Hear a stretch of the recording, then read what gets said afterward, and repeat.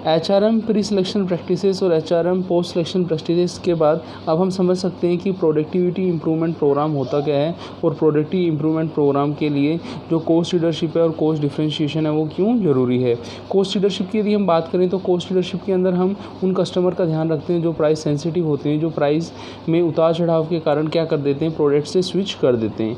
तो जो ऑर्गेनाइजेशन होता है वो कंसंट्रेट करता है कोस्ट लीडरशिप के लिए किसको, कस्टमर ओरिएंटेड होके वो उन कस्टमर जो प्राइस सेंसिटिव होते हैं उनके लिए ट्राई करता है कि वो प्रोडक्ट की कॉस्ट क्या रखे, लो रखे। यही प्रोडक्ट की कॉस्ट ही वो कॉम्पिटिटिव एडवांटेज दिलवाती है। कॉस्ट लीडरशिप के अंदर ये देखा जाता है कि यदि आप मार्केट के अंदर लो कॉस्ट प्रोड्यूसर हो तो आपको कॉम्पिटिटिव एडवांटेज ईजिली मिल जाएगा। और जैसा कि हमने पहले भी डिस्कस किया था कि जो प्रोडक्टिविटी इंप्रूवमेंट प्रोग्राम है उसका कहीं ना कहीं मकसद क्या है, सस्टेन कॉम्पिटिटिव एडवांटेज को अटेन करना। फिर हम बात करते हैं डिफरेंशिएशन की यदि हम बात करें, डिफरेंशिएशन के अंदर हम क्या करते हैं, जो हमारे कॉम्पिटिटर्स होते हैं जो हमारे साथ हमारे जैसे सिमिलर प्रोडक्ट्स जो सेल करते हैं उनके प्रोडक्ट्स की तुलना में हम अपने प्रोडक्ट में कुछ एक्स्ट्रा फीचर ऐड करते हैं, कुछ एक्स्ट्रा कस्टमर के बेनिफिट को ऐड करते हैं ताकि कस्टमर हमारे प्रोडक्ट को परचेज़ कर सकें।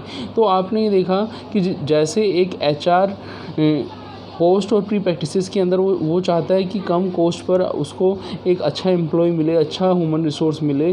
तो उसी सिचुएशन में प्रोडक्टिविटी इंप्रूवमेंट प्रोग्राम भी ये फोकस करता है कि कैसे हमें lower cost producer in the market बन के प्राइस सेंसिटिव कस्टमर को अपने प्रोडक्ट के साथ रोकना है। तो वो कॉस्ट लीडरशिप के अंदर हम पढ़ेंगे। और यदि हमारा कस्टमर प्राइस सेंसिटिव नहीं है, वो एडिशनल फीचर चाह रहा है, एडिशनल बेनिफिट चाहता है, तो हम उसके लिए क्या करेंगे, हम उसको डिफरेंशिएशन के अंदर एग्जिस्टिंग प्रोडक्ट के अंदर कुछ हम एक्स्ट्रा फीचर्स को ऐड करके उसको प्रोडक्ट को हम सप्लाई करेंगे। इससे क्या होगा, जो हमारा प्रोडक्टिविटी इंप्रूवमेंट प्रोग्राम का ऑब्जेक्टिव है वो पूरा हो जाएगा।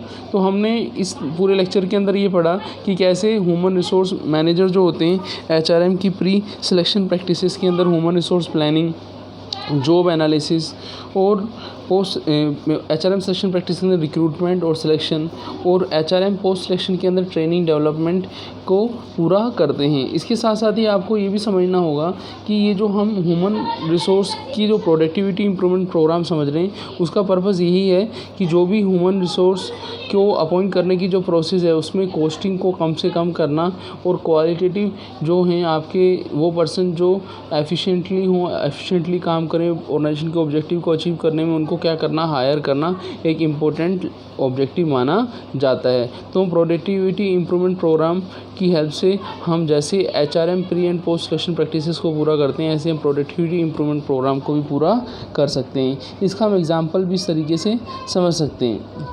जैसे कि आपने देखा होगा कि जो अपना पार्ले जी बिस्किट है वो क्या है, वर्ल्ड लार्जेस्ट सेलिंग बिस्किट माना जाता है। क्यों माना जाता है, क्योंकि वो प्राइस सेंसिटिव कस्टमर के लिए कम प्राइस पर वो प्रोडक्ट डिलीवर कर रहा है।